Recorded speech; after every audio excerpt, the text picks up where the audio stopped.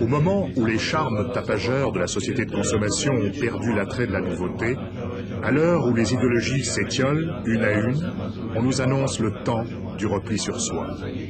Faut-il en déduire que les assoiffés d'absolu ont troqué leur calicot révolutionnaire contre une robe de mystique?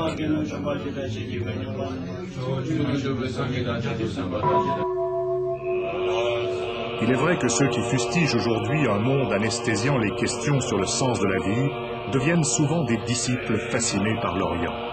Un Orient quelque peu mythique, offrant l'espoir d'une paix intérieure. Cette fascination pour les spiritualités orientales, cet engouement pour des pratiques de méditation venues d'Asie, comment peut-on les comprendre et les expliquer?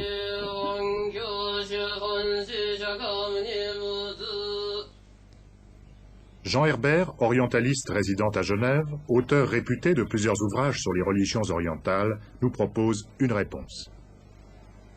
Nous avions en Occident essentiellement deux traditions fondamentales sur lesquelles nous nous appuyions, qui étaient les piliers de notre culture, et qui étaient d'une part le christianisme, et d'autre part la science occidentale. Or, il se trouve que l'on se méfie maintenant de l'un et de l'autre. Dans toutes les églises chrétiennes, le nombre des fidèles décroît très rapidement. Il suffit de voir ce qui s'est passé non seulement en Russie, mais ce qui se passe en ce moment en Italie, en Espagne, etc.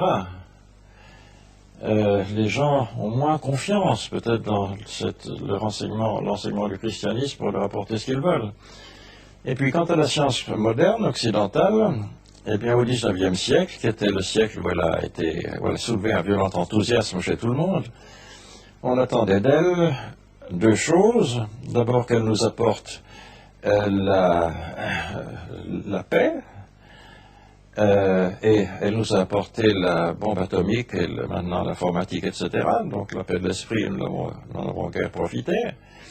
Et puis on attendait aussi qu'elle nous apporte un bien-être suffisamment répandu dans toute la population pour que les conflits sociaux n'aient plus de raison d'être. Et en réalité, nous voyons que les conflits sociaux en ce moment sont beaucoup plus intenses qu'ils ne l'ont jamais été. Donc, on ne peut plus s'appuyer, on ne s'appuie plus en ce moment ni sur la religion ni sur la science. Alors il faut chercher autre chose à quoi se raccrocher.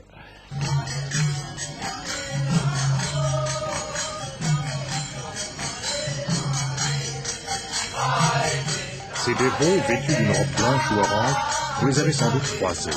Peut-être même, déguisés en étudiants, vous ont-ils vendu leur livre sacré, la Bhagavad Gita. Leurs exhibitions folkloriques dans les rues, comme ici à Genève, les ont fait connaître. Pourtant, ils ne sont pas plus d'une cinquantaine en Suisse, mais leur engagement est absolu.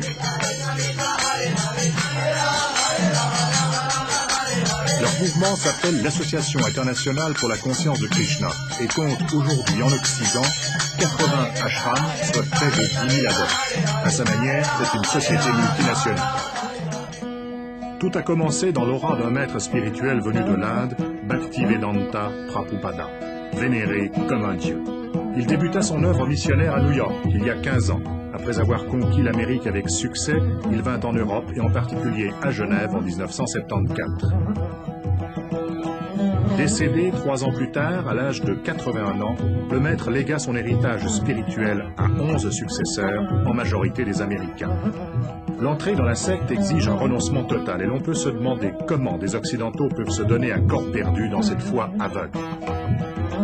La vie que nous menons était une vie intéressante du point de vue situation, mais le but profond de la vie que nous recherchions depuis de nombreuses années n'était pas résolu par la vie que nous avions. Le but de notre vie, l'explication du but de notre vie, de l'utilité de notre vie et de ce qui se passait aussi après notre vie était pour nous une source d'angoisse et nous a amené à nous intéresser, à approfondir les choses. Vous aviez quelle profession? Nous étions enseignants tous les deux.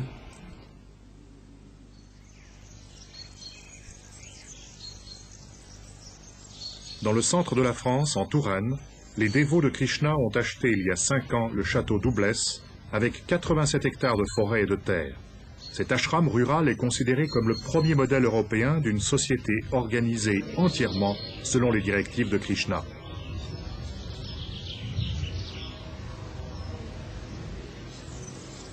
Un matin, à 4h30.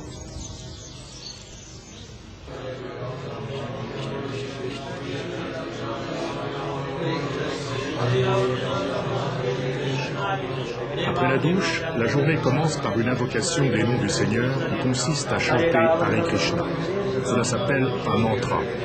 Et la répétition du mantra est considérée à la fois comme une méthode de concentration, un éveil de la conscience et une thérapie capable de mettre fin à tous les troubles psychologiques ou physiques, selon les propagandistes de la secte. Les dévots doivent réciter le mantra au moins 1728 fois par jour. Il s'agit de faire 16 fois le tour d'un chapelet de 100 perles. Cela dure plus de 2 heures.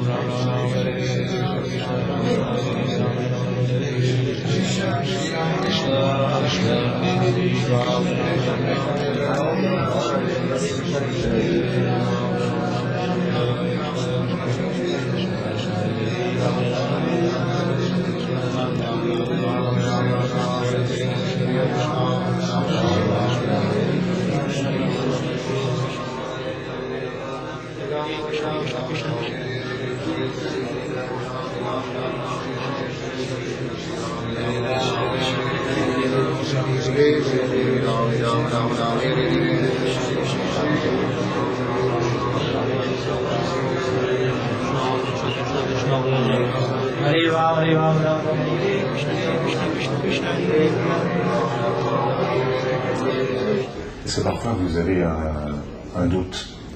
Est-ce que vous pouvez douter de votre foi? Non, on ne peut pas en douter, c'est pas possible. Pas possible. Non, c'est pas possible.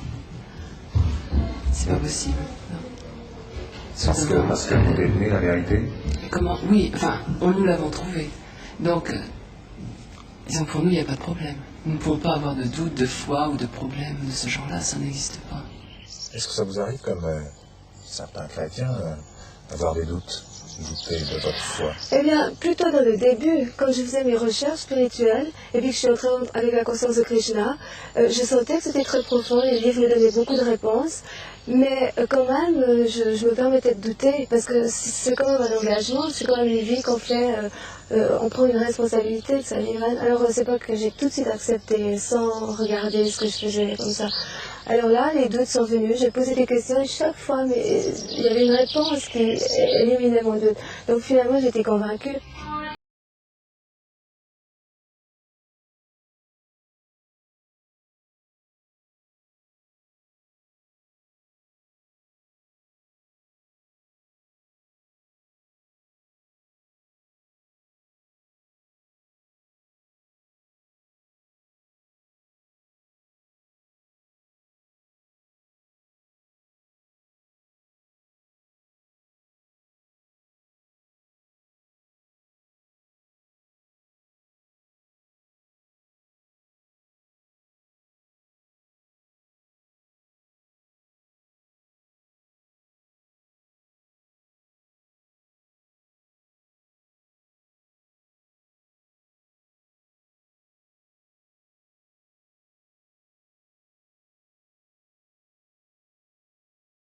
Modestes. Ils viennent de milieux agricoles, petits commerçants ou fonctionnaires. Généralement, ils ont rompu avec leur famille, principe d'échec universitaire ou d'apprentissage, de difficultés d'intégration sociale, parfois aussi à cause de la drogue. Coupés du monde extérieur, ils retrouvent ici une nouvelle famille.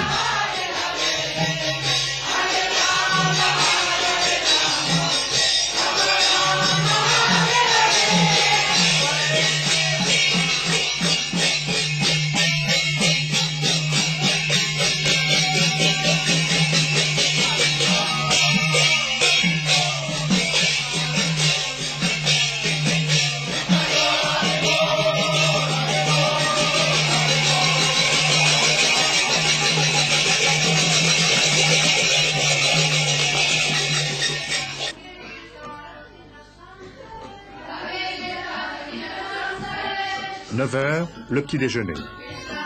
D'un côté les femmes et les enfants, de l'autre les hommes. Leur société est très puritaine. les relations sexuelles sont interdites en dehors du mariage. Et l'union charnelle entre époux doit avoir pour seul but la procréation, seule concession devant assurer la survie de la communauté.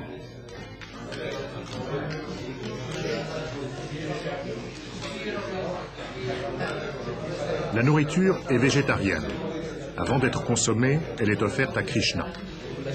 Ce repas se compose de légumes, de boulettes frites de soja et de galettes de pain, le tout accompagné de lait ou de yaourt dilué avec de l'eau. La couleur orange, symbole de pureté, est réservée aux célibataires, tandis que les hommes mariés portent une robe blanche.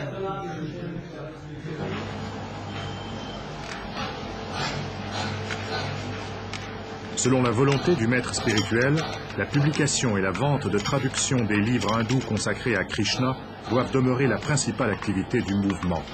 C'est pourquoi les dévots ont beaucoup investi dans l'achat de machines électroniques. Et les individus les mieux formés de la communauté travaillent dans le secteur de la traduction. Ils sont une quarantaine. L'année dernière, la vente des livres aurait atteint 250 000 exemplaires. Les traducteurs ont l'obligation de rester fidèles à la version originale de Maître Prabhupada.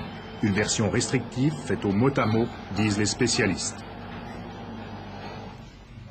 Anciens adeptes de la conscience de Krishna, Alain et Yvonne ont quitté la secte en 1975. Aujourd'hui, ils acceptent de parler de leur expérience chez les dévots en espérant que leur témoignage puisse être utile à d'autres. Alain et Yvonne ne se sont connus que quelques semaines avant leur mariage décidé selon la tradition par le maître spirituel de la secte. Un mariage blanc dans la mesure où, ne voulant pas d'enfants, ils n'avaient pas le droit d'avoir des relations sexuelles. Fait étonnant, après avoir quitté la secte d'un commun accord, Alain et Yvonne ont décidé de continuer à vivre ensemble et ils se sont mariés devant Monsieur le maire. Traducteurs tous les deux, ils ont eu beaucoup de peine à accepter le style limitatif des traductions que l'on attendait d'eux.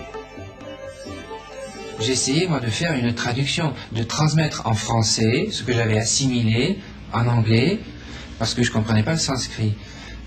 Et j'ai essayé de faire ça intelligemment.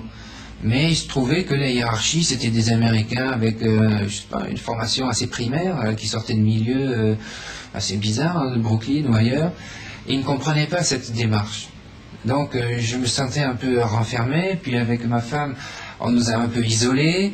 De manière concrète, on nous privait d'expression, on nous privait de nourriture, on nous faisait peur. On nous privait de nourriture aussi. Elle était moins riche. On n'avait pas droit à quelque chose d'entièrement suffisant. Il y avait toujours des excuses, il faut faire ci, il faut faire ça. Et petit à petit, moi-même, je perdais un peu d'énergie, je perdais un peu de résistance. Vous avez été malade? Pas vraiment, mais enfin, j'avais beaucoup maigri et intellectuellement, je devenais plus soumis plus facilement.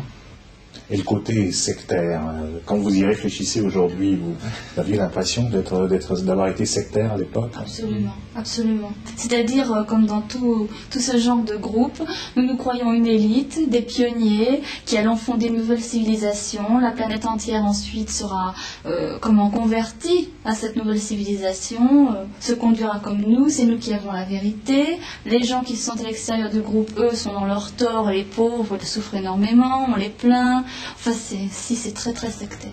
Dehino swimyatade, Dehino swimyatade, Dehino swimyatade, Dehino swimyatade. La communauté a créé sa propre école qui compte 40 enfants et dont l'enseignement est assuré par des dévots.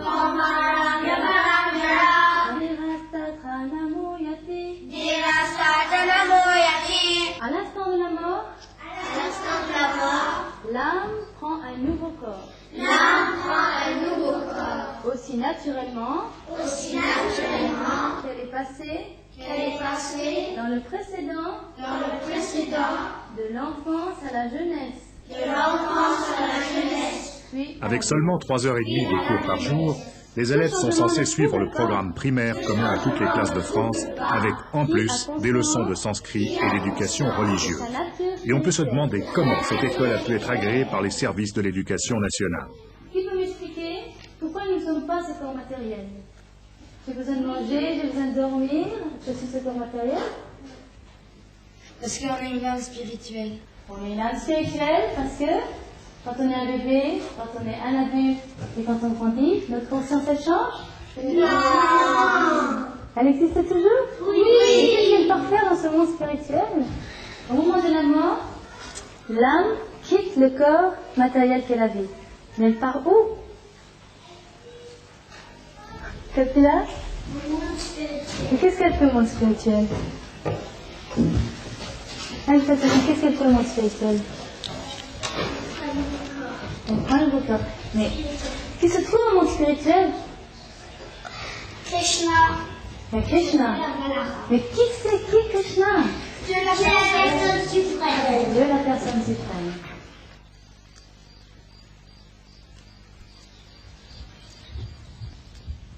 Selon ses chefs, le but de cette communauté rurale est de démontrer qu'il est possible de développer sa conscience spirituelle tout en vivant comme le fit Krishna, en ne dépendant que de la nature et des vaches. La réalité est bien différente, car on ne s'improvise pas agriculteur et les vaches ne se contentent pas de nourriture spirituelle. En outre, plus des 3/4 des terres cultivables du domaine sont laissées en friche. À part les fleurs, il y a un jardin potager et quelques plantations. Mais comme nous avons pu le constater, l'ardeur au travail n'est pas une caractéristique des dévots de Krishna. À l'exception d'un ou deux mordus, les champs sont déserts.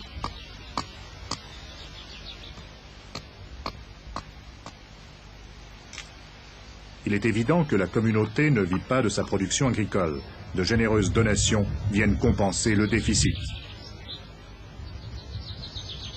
En Suisse, la situation est identique. La communauté rurale de Gain, près de Fribourg, vivote. 2 vaches, un bœuf et un petit veau occupent 6 personnes sans parvenir à assurer leur existence, même si le terrain leur a été prêté par un sympathisant pour une période de 12 ans. En outre, les dévots ont acheté à Zurich, dans un quartier résidentiel, une très belle propriété valant près de 2 millions de francs suisses. Là encore, d'où vient l'argent? On vous répond qu'un millier de sympathisants suisses soutiennent les dévots. Cela paraît exagéré. Mais sur ce sujet, les informations précises font cruellement défaut. Il faut d'abord savoir que le budget du mouvement Hare Krishna en Suisse, pour toute la Suisse, sera certainement inférieur au budget d'une petite église dans une commune quelconque de la Suisse. Par exemple, donnez un chiffre. Oh, je ne sais pas, mais mon point de vue, c'est simplement le suivant. C'est que dès que vous comprenez qu'il y a une communauté, il y a beaucoup de monde, il y a beaucoup de sympathisants, et qu'il y a une communauté laïque, c'est évident que ces gens veulent soutenir la conscience de Krishna. Mais la seule différence, c'est que nous-mêmes, les adeptes de Krishna, les moines, nous vivons simplement. Nous n'essayons pas de profiter au niveau personnel de ce que nous avons. Les ressources viennent de donations, les ressources viennent du fait que nous fabriquons des bâtonnets d'encens ou nous sculptons des bougies, comme ça. Et vos ressources en Suisse s'élèvent à combien? Je n'ai pas de chiffres dans la tête. Vous ne voulez pas en donner? Je n'ai pas dans la tête. Quand on pose des questions de ce genre, pourquoi toujours on ne répond pas? Je sais pas, il y a d'autres mouvements qui acceptent de dire, ben voilà. Je ne sais pas.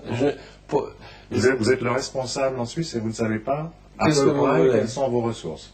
D'où elles viennent ou... Non, mais à combien elles se montent? Je ne sais pas. Je ne vais pas le dire. Vous voulez toujours insister? Oui. Je ne sais pas.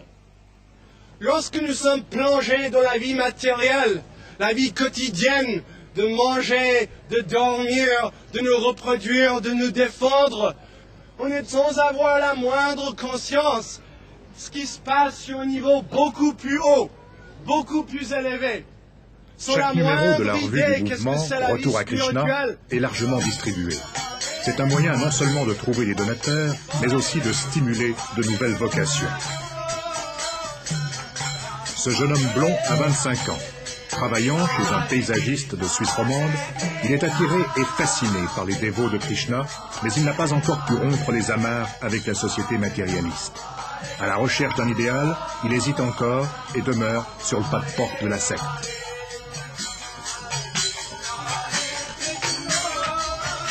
La voie spirituelle est très difficile. On dit dans les textes védiques qu'au début, la vie spirituelle, elle a un petit goût de poison, mais après, elle prend un goût de miel. Tandis que la vie matérielle, au départ, elle a un goût de miel, après, elle prend un goût de poison, vous savez. Alors, au début, c'est difficile parce qu'on a beaucoup d'attachement, on est attaché au plaisir matériel, etc. C'est difficile de s'en détacher. Vous n'avez pas d'amis à qui en parler ou avec qui vous pouvez en débattre? Non, en ce moment, j'ai pas d'amis à part les bhaktas, donc les dévots. Et c'est ce qui est le plus difficile. C'est encore plus difficile que de ne pas avoir de relation sexuelle ou ne pas boire d'alcool. Parce qu'on est très isolé dans sa foi, on se sent très seul. Et au travail, j'essaie d'en parler avec les copains, mais soit ils se moquent de moi, soit ils ne comprennent pas. C'est très difficile. Vous vous sentez rejeté? Pas rejeté, mais je me sens isolé dans ma foi, quoi. Très isolé. Alors heureusement, il y a les bhaktas et je vais les voir le week-end. Les bhaktas, c'est donc les dévots de Krishna? Les bhaktas, c'est les dévots. Et là, vous avez des amis? Là-bas, j'ai des amis, des vrais amis. Et avec votre famille, par exemple, vous avez des contacts? Ma famille a assez mal accepté ce fait-là. Le fait que je sois rentré dans une secte, parce que les sectes ont une assez mauvaise réputation de nos jours. Et puis, spécialement ma mère, je pense qu'elle a lu des articles sur des gens qui étaient allés dans des sectes, et les sectes, pour les sortir, on avait dû les déprogrammer, ou des choses assez affreuses comme ça. Alors, j'ai rompu les contacts avec ma famille. On a l'impression que vous n'êtes pas à l'aise dans ce monde dans lequel on vit. Qu'est-ce qui vous gêne le plus? C'est un monde très très angoissant, quoi. Tout va très très vite. Et on n'a plus le temps de se parler, on n'a plus le temps de s'aimer, on n'a plus le temps de... on doit toujours passer de la résignation au plaisir, la résignation du travail, et les plaisirs, différents plaisirs, les sorties avec les copains, la voiture, etc. Et on n'a plus le temps véritablement de... Je sais pas comment dire, mais... Vous vous sentez frustré? Oui, frustration. Je me sens frustré parce que j'ai pas un véritable objectif, j'arrive pas à trouver un véritable objectif dans la vie. Et puis c'est un monde qui a tellement changé, qui est en changement perpétuel. Il y a toutes les grandes traditions, les grandes valeurs morales ont disparu. Quand vous avez quitté les dévots d'Hare Krishna, est-ce que c'était difficile de vous réintégrer dans la société? Oui, il a fallu un bout de temps quand même. Nous sommes partis 6 mois dans les Alpes déjà, pour faire une sorte de petite cure de santé, si on peut dire. Intellectuellement, j'ai eu du mal d'assumer le fait de devoir être responsable de mes actes. On était entièrement assumé, nourriture, le toit, enfin toute la vie est entièrement prise en charge.